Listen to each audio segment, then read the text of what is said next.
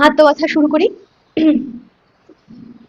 একদিন মহারাজ যুধিষ্ঠির ভগবান শ্রীকৃষ্ণকে জিজ্ঞাসা করলেন, হে প্রভু, শ্রাবণ মাসের শুক্লপক্ষের একাদশীর নাম কি, তা কৃপা করে আমাকে বলুন। কৃষ্ণ বললেন, হে মহারাজ, এখন আমি সেই পবিত্র ব্রত মাহাত্ম্য বর্ণনা করছি, মনোযোগ দিয়ে তা শ্রবণ করুন, যা শোনা মাত্রেই বাজপেয় যজ্ঞের ফল লাভ হয়। প্রাচীনকালে দাপর যুগের শুরুতে মহজিৎ নামে এক বিখ্যাত রাজা ছিলেন। তিনি মহিষ্মতি নগরে রাজত্ব করতেন। কিন্তু দুঃখের বিষয় এই যে তার মনে বিন্দুমাত্র সুখ শান্তি ছিল না। কেননা তিনি ছিলেন অপুত্রক। পুত্রহীনের ইহলোক পরলোক কথাও সুখ হয় না। এটা এখানে আমি একটা কথা বলবো যে পুত্র অপুত্র জিনিসটা কিন্তু শুধুই পুত্র লাভ নয়, সন্তান লাভ। ঠিক আছে, সন্তান লাভ, পুত্র মানে শুধু ছেলেই সেটা নয়, যে কোনো সন্তান, সন্তান লাভ তার ছিল না। পুত্রহীনের ইহলোক পরলোক কোথাও সুখ হয় না। এইরূপ চিন্তা করতে করতে বহুদিন কেটে গেল, কিন্তু তবুও পুত্র মুখ দর্শনে রাজা বঞ্চিতই রইলেন। নিজেকে অত্যন্ত দুর্ভাগা মনে করে রাজা চিন্তাগ্রস্ত হলেন।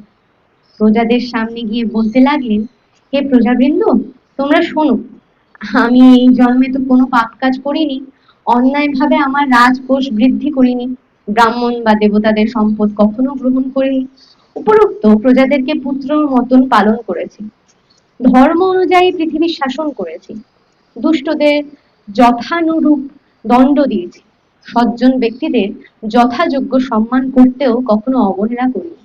তাই হে ব্রাহ্মণগণ, এই প্রকার ধর্মপথ অবলম্বন করা সত্ত্বেও কেন আমার পুত্র লাভ হলো না, তা আপনারা কৃপা করে অনুসন্ধান করুন। রাজার এই প্রকার কাতর উক্তি শ্রবণে ব্যথিত রাজভক্ত পুরোহিত ব্রাহ্মণগণ রাজার মঙ্গলের জন্য গভীর বনে ত্রিকালজ্ঞ মুনি ঋষির কাছে যেতে মনস্থ করলেন। বনের মধ্যে ঋষিদের আশ্রম সকল দেখতে দেখতে তারা এক মুনির সন্ধান পেলেন। তিনি দীর্ঘায়ু, নীরোগ, নিরাহারে ঘোর তপস্যায় মগ্ন ছিলেন। সর্বশাস্ত্র বিশারদ, ধর্মতজ্ঞ এই ত্রিকালজ্ঞ সেই মহামুনি লোমশ নামে পরিচিত। ব্রহ্মার এক কল্প অতিবাহিত হলে মুনিবরের গায়ে একটি লোম পরিত্যক্ত হতো। এই কারণে এই মহামুনির নাম লোমশ। তাকে দেখে সকলেই ধন্য হলেন। তারা পরস্পর বলতে লাগলেন যে আমাদের বহু জন্মের সৌভাগ্যের ফলে আজ আমরা এই মুনিবরের সাক্ষাৎ লাভ করলাম। তারপর ঋষিবর তাদের সম্বোধন করে বললেন, কি কারণে আপনারা এখানে এসেছেন এবং কেনই বা আমার এত প্রশংসা করছেন তা স্পষ্ট করে বলুন। আপনাদের যাতে মঙ্গল হয় আমি নিশ্চয়ই তারই চেষ্টা করব। ব্রাহ্মণেরা বললেন, হে ঋষিবর, আমরা যে উদ্দেশ্যে এখানে এসেছি আপনি তা কৃপা করে শুনুন। এই পৃথিবীতে আপনার মতো শ্রেষ্ঠ ব্যক্তি আর কোথাও নেই।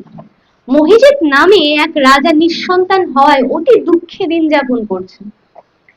এই যে এখানে আবার কিন্তু বললেন যে রাজা নিঃসন্তান, ঠিক আছে, যার ফলে আগের বার যখন বললেন যে অপুত্র, সেটার মানে হচ্ছে কি সন্তানহীন। শুধু ছেলে, মানে পুত্র বলতে তো আমরা শুধু ছেলে সন্তান ভাবি। আচ্ছা, হ্যাঁ,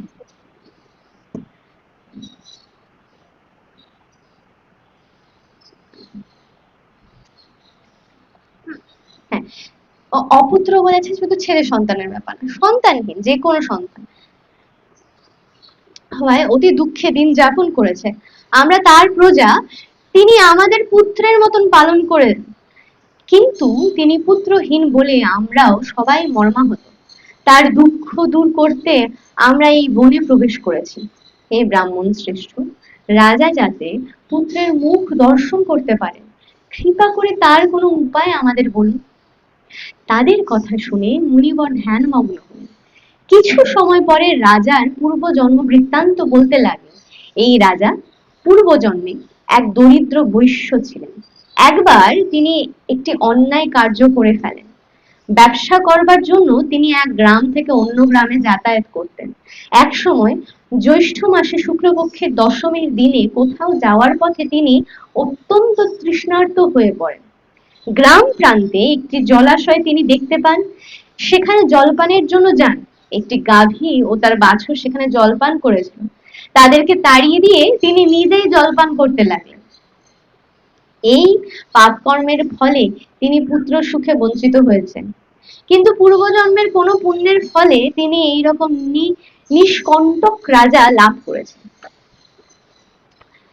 হে মুনিবর, শাস্ত্রে আছে যে পুণ্যের দ্বারা পাপ ক্ষয় হয়, তাই আপনি একটি পুণ্য ব্রতের উপদেশ করুন যাতে তার প্রারব্ধ পাপ দূর হয় এবং আপনার অনুগ্রহে তিনি পুত্র সন্তান লাভ করতে পারেন।